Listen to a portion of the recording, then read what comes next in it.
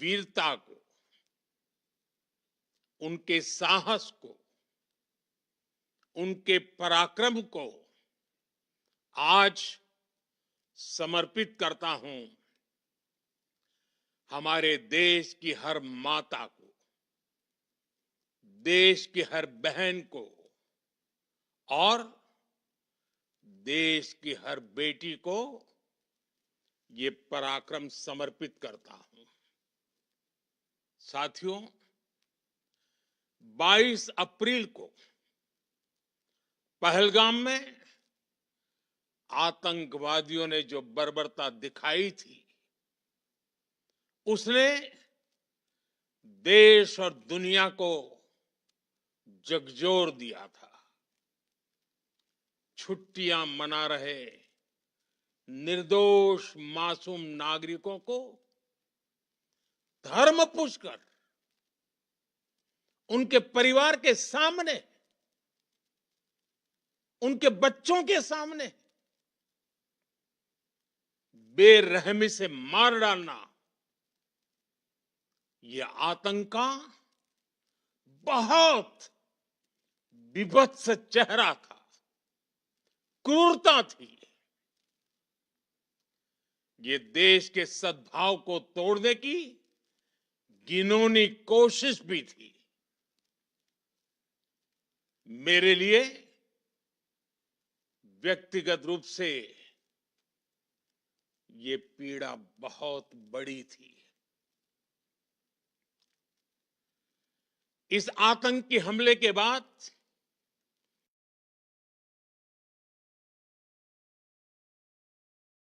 सारा राष्ट्र, हर नागरिक, हर समाज, हर वर्ग, हर राजनीतिक दल एक स्वर में आतंक के खिलाफ कड़ी कार्रवाई के लिए उठ खड़ा हुआ। हमने आतंकवादियों को मिट्टी में मिलाने के लिए भारत की सेनाओं को पूरी छूट दे दी और आज हर आतंकी, आतंक का हर संगठन जान चुका है कि हमारी बहनों बेटियों के माथे से सिंदूर हटाने का अंजाम क्या होता है। साथियों, ऑपरेशन सिंदूर ये सिर्फ नाम नहीं है, ये देश के कोटि कोटि लोगों की भावनाओं का प्रतिबिंब है। ऑपरेशन सिंदूर न्याय की अखंड प्रतिज्ञा है।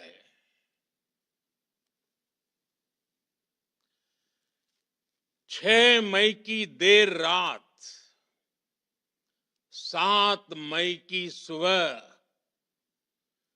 पूरी दुनिया ने इस प्रतिज्ञा को परिणाम में बदलते देखा है।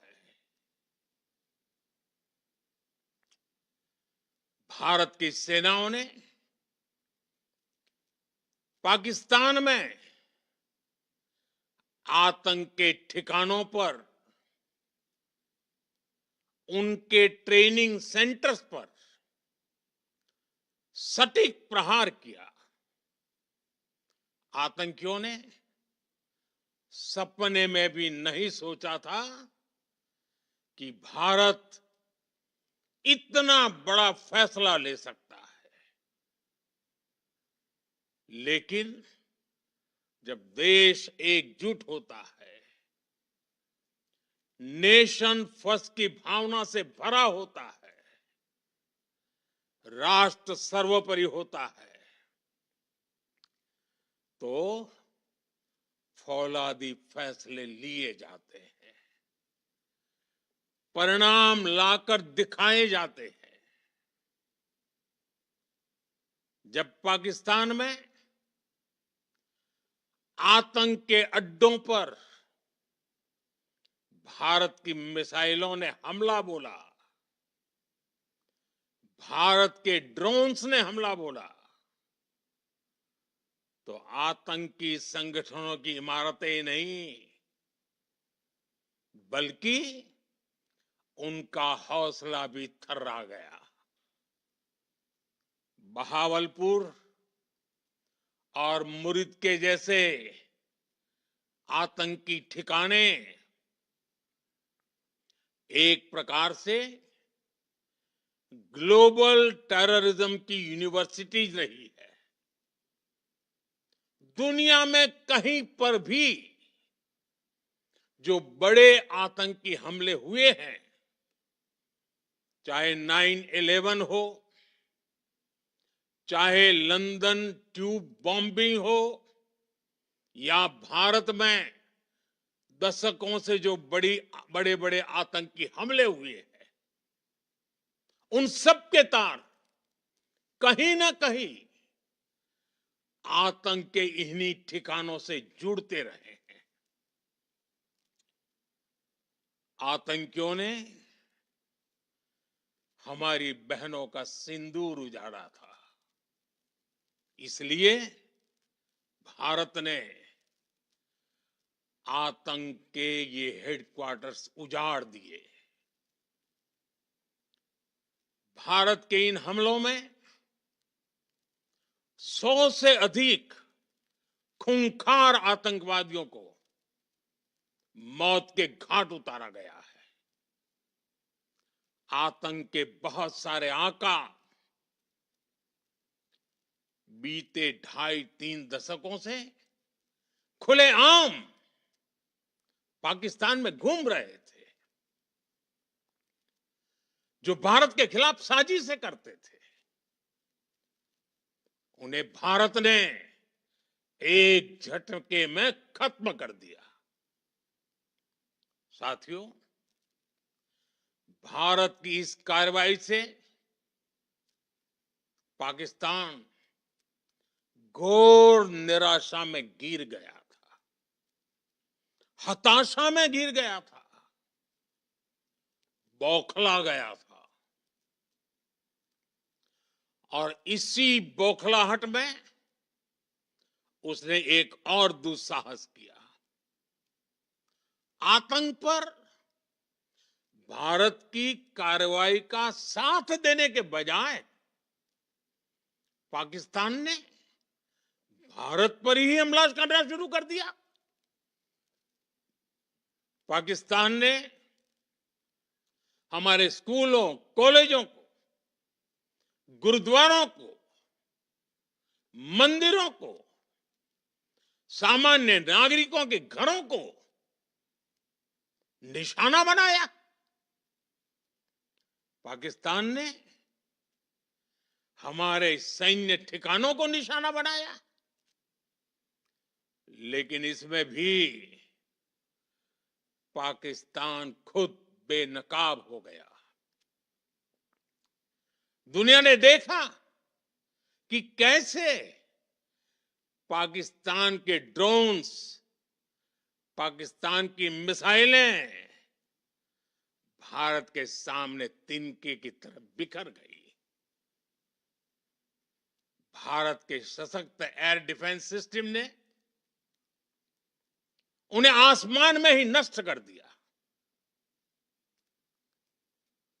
पाकिस्तान की तैयारी सीमा पर वार की थी, लेकिन भारत ने पाकिस्तान के सीने पर वार कर दिया।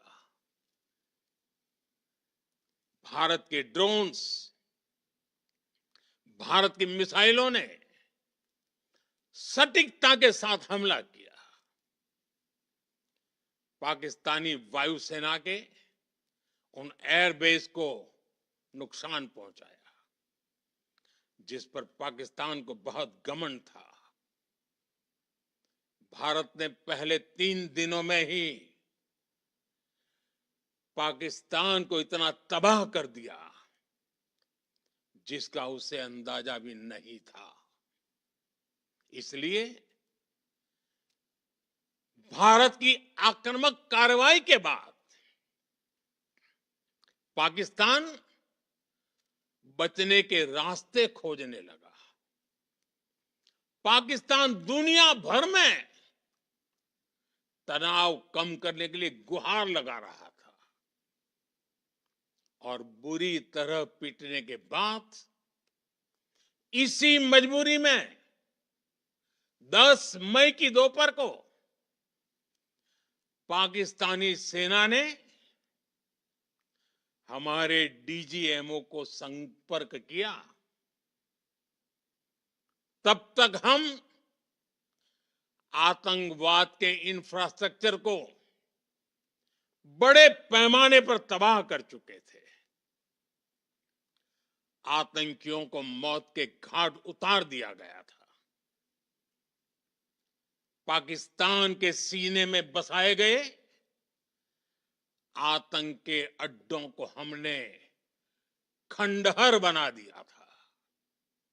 इसलिए जब पाकिस्तान की तरफ से गुहार लगाई गई, पाकिस्तान की तरफ से जब ये कहा गया कि उसकी ओर से आगे कोई आतंकी गतिविधि और सैन्य दुस्साहस नहीं दिखाया जाएगा, तो भारत ने भी उस पर विचार किया। और मैं फिर दोहरा रहा हूं, हमने पाकिस्तान के आतंकी और सैन्य ठिकानों पर अपनी जवाबी कार्रवाई को अभी सिर्फ स्थगित किया है। आने वाले दिनों में हम पाकिस्तान के हर कदम को इस कसौटी पर मापेंगे कि वो क्या रवैया अपनाता है। साथियों, भारत की तीनों सेनाएं,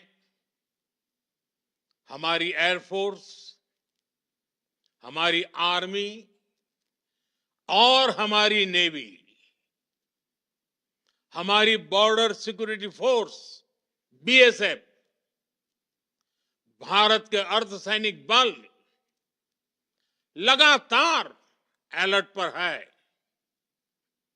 सर्जिकल स्ट्राइक और एयर स्ट्राइक के बाद अब ऑपरेशन सिंदूर आतंक के खिलाफ भारत की नीति है।